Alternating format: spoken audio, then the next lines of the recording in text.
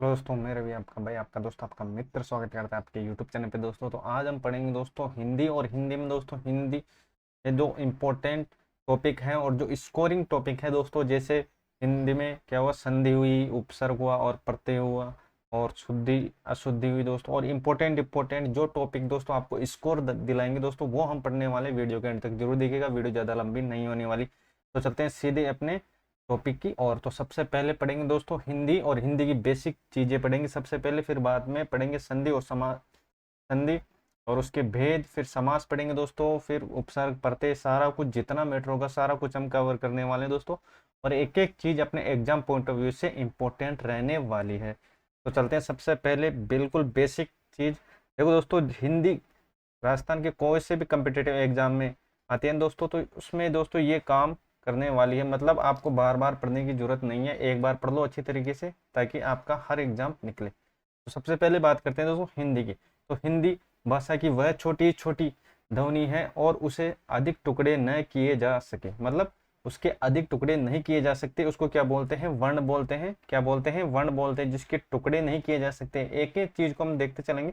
और वर्णों के व्यवस्थित समूह को, वर्णों को जो व्यवस्थित समूह है जो, उसको क्या बोलेंगे, वर्णमाला। एक एक चीज को हम देखते चलेंगे साथियों। और हिंदी वर्णमाला में वर्णों की संख्या अगर पूछे तो 44, और हिंदी बाल पोथी में 49, तथा देवनागरी लिपि में हिंदी में कितना, 52। तो ये चीजें आपको देखनी है।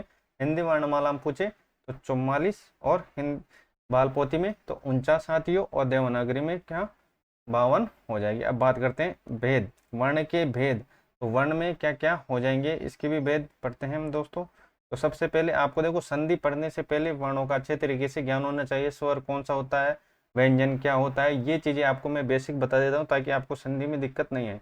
देखो वर्ण, तो वर्ण के दो भेद होते हैं, पहला स्वर और दूसरा व्यंजन। पहला स्वर और दूसरा व्यंजन। देखो स्वर क्या होता है, वे वर्ण जिनका उच्चारण स्वतंत्र रूप से किया जा सके और अन्य वर्ण की सहायता के बिना उनका उच्चारण किया जा सके, वह स्वर कहलाते हैं। मतलब उसको किसी भी प्रकार की दोस्तों सहायता की जरूरत नहीं होती, मतलब वो स्वतंत्र रूप से कार्य करता है वो वर्ण। तो वो क्या होगा दोस्तों, स्वर होगा।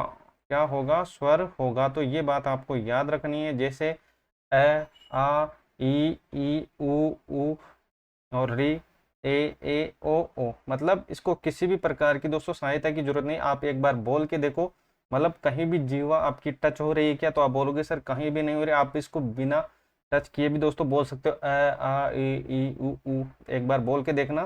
तो अब बात करते हैं दोस्तों आगे। दो, तो ये संख्या में कितने होते हैं, 11 होते हैं, जबकि मात्राओं के आधार पे 10 होते हैं। मात्राओं के आधार पे 10 होते हैं, ये बात आपको याद रखनी है। छोटी सी चीज, ए, ए एक ऐसा स्वर है जिसकी कोई मात्रा नहीं होती। ए एक ऐसा स्वर है जिसकी कोई मात्रा नहीं होती, ये आपको याद रखनी है। अगर देखो स्वर के भेद की बात करते हैं, स्वर के भेद की बात करते हैं, काफी बार ये पूछा जा चुका है सीधा सीधा, स्वर के भेद, ह्रस्व कौन सा है, दीर्घ कौन सा है, लघु कौन सा है। देखो इनमें कंफ्यूज मत होना, क्योंकि सिंपल सी चीज है। और एक एक चीज आपके एग्जाम पॉइंट ऑफ व्यू से इंपॉर्टेंट है, तो कोई भी चीज आपके छोड़ना नहीं है। तो यहाँ तक चीजें आपको समझ में आ रही है। अपने भाई को सपोर्ट जरूर करना, चैनल पर नए सब्सक्राइब करना नहीं भूलो। देखो ह्रस्व की बात करता हूँ मैं साथियों, तो अ ई उ और ली, तो ये चार होते हैं, इनको बोलते हैं लघु, मूल और रूढ़। ये आपको याद रखना है, लघु, मूल और रूढ़, इनको बोलते हैं किसको, ह्रस्व को। तो कंफ्यूज मत होना, लघु भी इसको, मूल भी इसको और रुद्र भी इसको। देखो दीर्घ की बात करते हैं, आ ई ए उ ओ। तो ये कितने होते हैं, 7 होते हैं। इनको गुरु, संधि और यौगिक बोलते हैं, गुरु, संधि और यौगिक। तो बात करते हैं आगे, चलो भाई नेक्स्ट। तो यहाँ तक चीजें समझ में आ गई होगी। अब बात करते हैं आगे। देखो व्यंजन, व्यंजन को भी डिटेल से देख लेते हैं कि व्यंजन क्या होता है और कौन कौन से व्यंजन हैं जो अपने एग्जाम पॉइंट ऑफ व्यू से इंपॉर्टेंट है। देखो वे वर्ण जिनका उच्चारण स्वतंत्र रूप से न होकर स्वर की सहायता से किया जाता है, मतलब उनको सहायता की जरूरत होती है स्वर की सहायता से। तो ये कितने होते हैं, ये 33 होते हैं। इन्हें व्यक्त करने के लिए हलंत, ये हलंत को याद रखना, हलंत। हलंत व्यंजन संधि पढ़ोगे तो हलंत काफी काम में आने वाला है। तो हलंत को आपको अच्छी तरीके से देख लेना। और इम्पोर्टेंट उदाहरण आपको बताऊंगा दोस्तों, जो आपको डायरेक्ट एग्जाम में देखने को मिलेंगे। मतलब आपको ज्यादा कहीं भटकने की जरूरत नहीं, कोई भी किताब खरीदने की जरूरत नहीं। जब दोस्तों ये आप जो हम पढ़ेंगे दोस्तों, जो उदाहरण पढ़ेंगे उनको आपको देख जाना एक बार, तो उससे बाहर चीजें नहीं जानी। और देखो स्पर्श की बात करते हैं, कैसे मैं तक, कैसे मैं तक, ये हो जाएगा क्या, 25 वर्ण होते हैं। कैसे मैं तक जितने भी वर्ण होंगे वो क्या होंगे दोस्तों, स्पर्श होंगे। और अंतस्थ की बात करते हैं तो ये व र ल ये कितने होते हैं, 4 होते हैं। कितने होते हैं, 4 होते हैं। और ऊष्म कौन से होते हैं, स है, स है दोस्तों। और ये किन किन से मिलकर बनेंगे दोस्तों, इनके बारे में भी बात करेंगे। कोई भी चीज नहीं छोड़ेंगे दोस्तों, वीडियो के एंड तक जरूर देखें, अपने भाई को सपोर्ट जरूर करें, चैनल पर नए हो तो। सबसे पहले देखो वर्ग, देखो इनको आपको देख लेना है, क्योंकि दोस्तों अगर आप संधि भी पढ़ोगे तो भी ये हर जगह आपको काम आने वाला है। तो बेसिक सी चीजें हैं जो आपके काम आने वाले। देखो स्पर्श का शाब्दिक करता है छूना। वे वन जिनका उच्चारण करते समय मुख के दो भाग आपस में एक दूसरे को स्पर्श करते हैं, वो स्पर्श व्यंजन कहलाते हैं। स्पर्श व्यंजन कहलाते हैं। देखो क तो क का वर्ग याद रखना, क ख ग न। तो ये चीजें आपको याद रखनी है। च का वर्ग आपको देख लेना है, और ट का देख लेना है, और त का देख लेना है, और प का देख लेना है। ये आपके काम आने वाले बेसिक चीजें जो आपको याद रखना है। कौन सा अंतस्थ है, कौन सा ऊष्म है, कौन सा स्पर्शी है। तो ये सब चीजें हमने बात कर ली है, बेसिक सी चीजें दोस्तों। तो इतना तो आपको याद रखना है, अंतस्थ कौन सा है, ऊष्म कौन सा है, तो ये आपको याद रखने। देखो अंतस्थ बात करते हैं। अंतस्थ का शाब्दिक करता है अंदर की ओर और मध्य में रहने वाला। वे वर्ण जिनका उच्चारण करते समय श्वास वायु मुख के अंदर प्रवेश करती है, वह अंतस्थ व्यंजन कहलाते हैं। अंतस्थ व्यंजन कहलाते हैं, मतलब कहने का मतलब देखो अंतस्थ व्यंजन कौन सा है, तो देखो तो आप बोलोगे सर स है। देखो मतलब अगर आप इसको बोलोगे तो श्वास के द्वारा वायु अंदर जा रही है या नहीं, एक बार बोल के देखना साथियों। तो ये कौन से हो जाएंगे, अंतस्थ हो जाएंगे। जो अंतस्थ है उनको दे, अंतस्थ की बात हो रही है अभी। तो देखो ये ऊष्म है, स है, और अंतस्थ कौन सा हो जाएगा, ये व र, ये व र। तो अभी तो बात कर रहे हैं किसकी, अभी बात कर रहे हैं हम किसकी, अंतस्थ की बात कर रहे हैं। मतलब मुख के अंदर कौन वायु जानी चाहिए। तो अगर ये देखो दोस्तों, इनको बोल के देखो, ये र ल व, अगर दोस्तों मुख के अंदर वायु जा रही है तो मतलब ये कौन सा हो जाएगा, अंतस्थ हो जाएगा। बिल्कुल बेसिक सी चीजें और आपके काम की चीजें, इतनी बात आपको याद रखनी है। तो यहाँ तक चीजें समझ में आ गई, चलते हैं अब आगे। चलो भाई, इंपॉर्टेंट चीजें एक एक चीज, संयुक्त वर्ण की बात करेंगे। देखो ये ये चार होते हैं। क्या किसकी बात हो रही है, अंतस्थ की बात कर लेते हैं हमने। ऊष्म की बात करते हैं। देखो ऊष्म का शाब्दिक अर्थ है क्या, गर्म। और ये वर्ण जिनका उच्चारण करते समय श्वास वायु मुख से वाष्प के रूप में बाहर निकलती है, उसे ऊष्म व्यंजन कहलाते हैं। ये 4 प्रकार के होते हैं, इसके बारे में हमने बात कर ली थी। अब बात करते हैं इनकी। देखो ये काफी बार पूछा जा चुका है। दो व्यंजनों के मेल से बने वर्ण संयुक्त वर्ण कहलाते हैं। देखो इनको याद रखना, श को तो ये क से बनता है और ये से बनता है, इन दोनों को याद रखना। और तरह बनता है त से, नीचे हलंत, और रेग इनके भी नीचे हलंत। तो दूसरे तो ये हो जाएगा ज के, और ये ज, तो इन दोनों को याद रखना। और ये हो जाएगा स और ये ड। तो ये चीजें आपको काम में देने वाली हैं। शब्दकोश तो हो जाएगा स कैसे ख तक मिड में आएगा, मतलब बीच के अंदर। और तरह की बात करते हैं तो त वर्ग में, त वर्ग के अंदर, और ये मिड में आने वाला है। और जय कब कहाँ आता है, जय और जय के बीच में, और श्रेय स और स के बीच में आता है। इनको आपको याद रखना है। अब बात करें अयोग्य वाहक, अयोग्य वाहक वर्ण। अयोग्य वाहक वर्ण वे वर्ण जिनका योग न होने पर भी साथ साथ चलते, मतलब जिनका योग न होने पर भी वो साथ साथ चलते हैं, जो न स्वर होते हैं और न ही व्यंजन होते हैं, अयोग्य वाहक कहलाते हैं। जैसे अ और एक ऊपर बिंदी है और एक साइड में बिंदी है, मतलब 2 साइड में बिंदी है और एक ऊपर बिंदी है। तो ये आपको याद रखनी है। हिंदी शब्दकोश की शुरुआत इन्हीं वर्णों से मानी जाती है, और क और ये तक। तो ये आपको ये चीजें याद रखनी। अब बात करते हैं आगे। चलो भाई, ये चीजें देख लेनी, इसके बाद डायरेक्ट हम चलेंगे संधि की ओर। तो उत्सृप वर्ण तो इनको देख लेना, ज़्यादा टाइम नहीं लेंगे साथियों, बस थोड़ा सा हो रहा है, बस इस पेज में ये हो जाएगा। अब फिर बात करेंगे संधि के बारे में। उत्सृप जिन वर्णों के उच्चारण में जीवा मूर्धा को स्पर्श कर तुरंत नीचे गिरती है तो उन्हें उत्सृप कहते हैं। ड और ड। और यदि शब्द की शुरुआत इन वर्णों से हो और लिखते समय नीचे बिंदु नहीं आता तो डमरू ढोलक डलिया ढक्कन, इनके नीचे क्या नहीं आता दोस्तों, बिंदु नहीं आता। तो इनको याद रखना। और यदि शब्द के अंतर्गत पहले आधा वर्ण आता है तो भी लिखते समय इनमें बिंदु नहीं लिखते। पंडित, बुढ़ा, अड्डा और खंड मंडल, तो इनको याद रखना। तो अब बात करें दोनों नियमों के अलावा प्रत्येक स्थिति में इनके नीचे बिंदु आते हैं। देखो पढ़ाई, लड़ाई, सड़क, पकड़ना, ढूंढना, इनके नीचे बिंदु आता है। तो ये आपको याद रखना है। और सफार, सफार, रेफ, ये र से संबंधित नियम, तो इनको भी देख लेना है। यदि र के बाद व्यंजन वर्ण आए तो र को उसी व्यंजन वर्ग के ऊपर लिखते हैं, अर्थात जिस व्यंजन वर्ग से पहले र का उच्चारण किया जाता है, र को उसी व्यंजन वर्ण के ऊपर लिखा जाता है। कर्म, धर्म, वर्ण, दशक, स्वर्ग, पुनर्जन्म, पुनर्नमा और आशीर्वाद। और बात करते हैं नियम नंबर 2, यदि र से पहले व्यंजन वर्ण आए तो र को उसी व्यंजन वर्ण के मध्य लिखा जाता है। देखो र से पहले आए, प्रकाश आया, प्रभात आया, प्रेम, क्रम, भ्रम, भ्रष्ट, बता, तो ये शब्द आपको देख लेना, ये शब्द आपको देख लेना चाहिए। आपको अच्छी लगी अपने भाई को सपोर्ट जरूर करना और चैनल पर नए हो सब्सक्राइब करना नहीं भूले। चलो भाई, थोड़ी सी बेसिक जानकारी, तो ये लास्ट लाइन है, इसके बाद संधि पर चलेंगे दोस्तों। नियम 3, तो टय वर्ग में र को हमेशा वर्ण के नीचे लिखा जाता है। देखो राष्ट्र, ट्रक, ड्राइवर, ड्रग्स, ड्रामा और सड़क और सड़क, तो ये चीज़ें आपको देख लेनी है। अब बात करते हैं आगे, मोस्ट इंपॉर्टेंट चीज़ें संधि। मोस्ट इंपॉर्टेंट चीज़ें दोस्तों संधि। संधि के बिना दोस्तों हिंदी अधूरी है, मतलब संधि तो आपको आनी आनी है।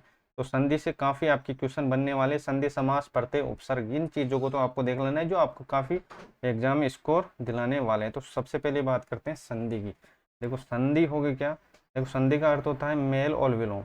मेल और विलोम मतलब विग्रह, मतलब विग्रह। आपसी निकटता के कारण दो वर्णों के मेल से उत्पन्न विकार परिवर्तन को क्या बोलते हैं, संधि कहते हैं। जैसे उदाहरण देते हैं, काफी फेमस उदाहरण है हिमालय, हिम प्लस आले, और जगन्नाथ, जगत प्लस नाथ, और निर्धन, नी है, धन, धन, मतलब क्या हो जाएगा, निर्धन हो जाएगा। संधि के भेद, संधि के भेद की बात करते हैं दोस्तों। तो संधि के भेद सबसे पहले बात करेंगे किसकी, स्वर संधि की। सबसे पहले बात करेंगे स्वर संधि की, और फिर व्यंजन संधि की, फिर विसर्ग संधि की। तो सबसे पहले लेते हैं किसको, स्वर संधि को।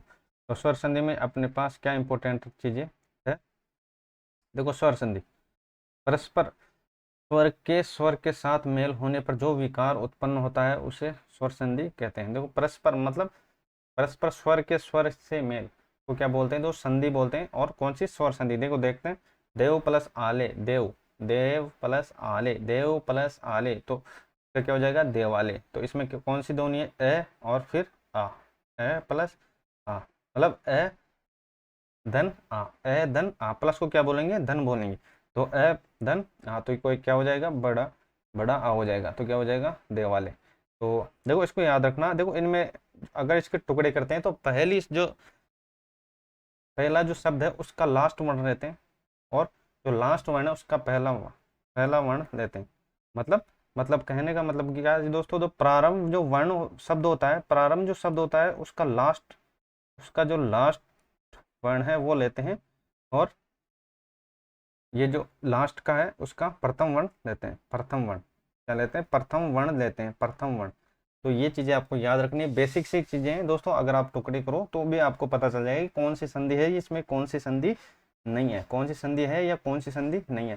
तो पहले शब्द का अंतिम अक्षर और अंतिम अक्षर का पहला शब्द, तो इतनी सी बात आपको याद रखनी है, बेसिक सी चीजें हैं जो आपको समझ में आ गई होगी। तो अब बात करते हैं आगे। देखो एक एक, तो एक एक में हो जाएगा दोस्तों एक धन एक, एक धन एक। तो इसमें क और इसमें किसकी आ रही है, ए और ए की, तो ये क्या हो जाएगा, एक धन एक। तो ये क्या हो जाएगा, एक एक हो जाएगा। और यद्यपि, यदि प्लस अपि, तो यद्यपि हो जाएगा, भो प्लस उप हो जाएगा, भावुक हो जाएगा। ये चीजें आपको देख लेनी है। अब स्वर संधि के भेद की बात करते हैं। स्वर संधि के कितने भेद होते हैं, तो सबसे पहले बात करते हैं दोस्तों, स्वर संधि के 5 भेद होते हैं। दीर्घ, गुण, वृद्धि, दीर्घ, गुण, वृद्धि और यण और अयादि। एक एक चीज को हम बिल्कुल बेसिक से पढ़ने वाले हैं। तो अब देखते हैं आगे। तो दीर्घ संधि, तो दीर्घ संधि की बात करते हैं। दीर्घ संधि में क्या क्या इंपॉर्टेंट है, काफी फेमस संधि है दोस्तों, और काफी बार सीधे सीधे क्वेश्चन पूछ लिया जाता है यहाँ से।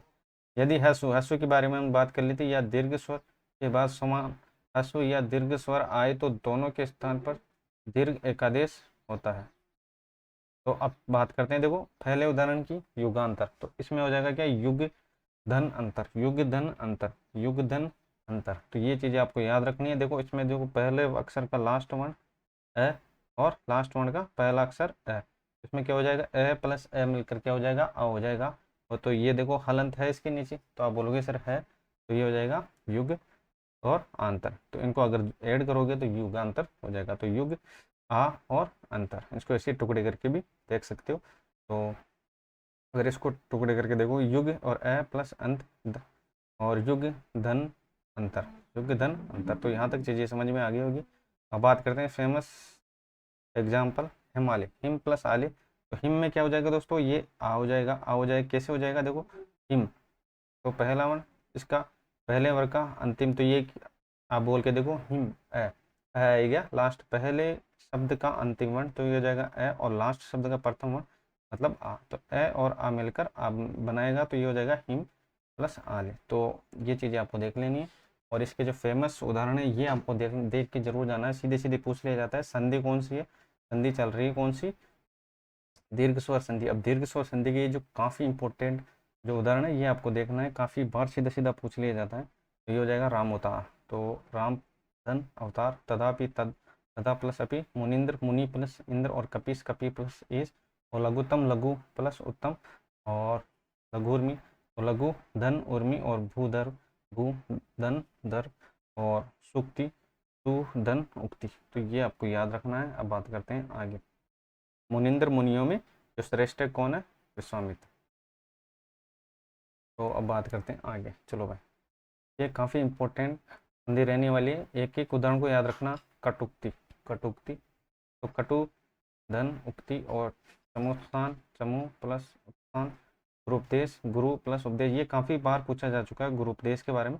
देखो मात्रा को देख लेना है, तो इस मात्रा में और इस मात्रा में अंतर है, इस मात्रा में और इस मात्रा में अंतर है, दोनों को आपको अच्छी तरीके से देखना है। तो ये काफ़ी फेमस उदाहरण है जो काफ़ी बार सीधे सीधे पूछा जाता है। तो वधुर में वधु धन, सॉरी वधुत्सव, वधु धन उत्सव, तो इसको याद रखना है, वधु धन उत्सव। विद्यार्थी को भी याद रख लेना है, काफ़ी बार पूछा जा चुका है। और विद्यालय विद्या धन आलय पंचामृत, पंच प्लस पंच धन अमृत। तो अब बात करते हैं इसके बारे में, स्वाधीन तो स्व धन अधीन, दैत्यारी दैत्य प्लस अरि मतलब देवता इंद्र और विष्णु, सत्यार्थ सत्य धन अर्थी, सत्यार्थी। तो ये चीज़ें आपका प्रेरणास्पद, तो प्रेरणा धन आस्पद, और प्रांगण प्र प्लस आंगन, प्र धन आंगन, प्र धन अंग, शशांक सस, तो ये हो जाएगा सस प्लस अंक, सस प्लस अंक, मच्छिंद्र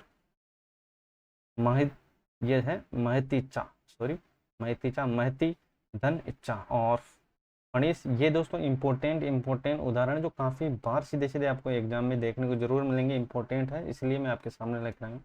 तो फणी धन यश, और रजनीश रजनी धन इस, तो रजनीश क्या होता है, चंद्रमा होता है, और फणीश क्या होता है, शेषनाग होता है। अब बात करते हैं दीर्घ संधि की पहचान, कैसे पहचान होगी कि ये दीर्घ संधि है। तो सबसे पहले देखो, अधिकांश शब्दों में आ ई उ की मात्रा, आ ई उ की मात्रा, तो शब्द में ये देख लेना, आ ई उ की मात्रा, तो इनका विच्छेद इन्हीं मात्राओं से किया जाता है, इनका विच्छेद इन्हीं मात्राओं से किया जाता है। कहने का मतलब ये है कि अगर आप इनके टुकड़े करोगे तो इन्हीं मात्राओं के आधार पर आपको वहां से इनके टुकड़े करने होंगे। तो सकंदु तो सक धन अंदु, करकंदु कर्क प्लस कर्क धन अंदु, ये अपवाद है, ये याद रखना किसके, दीर्घ और संधि की। तो पितरण पितृ धन ऋण, और मातरण मातृ धन ऋण, और विश्वामित्र विश्व धन मित्र। तो ये आपको याद रखनी है। आ ई उ कौन, आ ई उ क्या हो जाएगा, दीर्घ और संधि हो जाएंगे। तो ये चीज़ें आपको याद रखनी, बेसिक सी चीज़ें आपके काम की चीज़ें। तो बात करते हैं आगे, देखो मूसल धन धार, तो कौन क्या हो जाएगा, मूसलाधार। ये अपवाद है किसका, दीर्घ स्वर संधि का। मनीषा मनस प्लस ईसा, और युवावस्था यौवन धन अवस्था, तो ये दीर्घ संधि के अपवाद है, तो ये आपको याद रखनी है दोस्तों। तो अब तो यहाँ तक समझ में आएगी दोस्तों दीर्घ संधि, इनके जो उदाहरण है ये आपको देख लेना, काफ़ी इंपॉर्टेंट उदाहरण और बार बार आपको एग्जाम में देखने को जरूर मिलेंगे।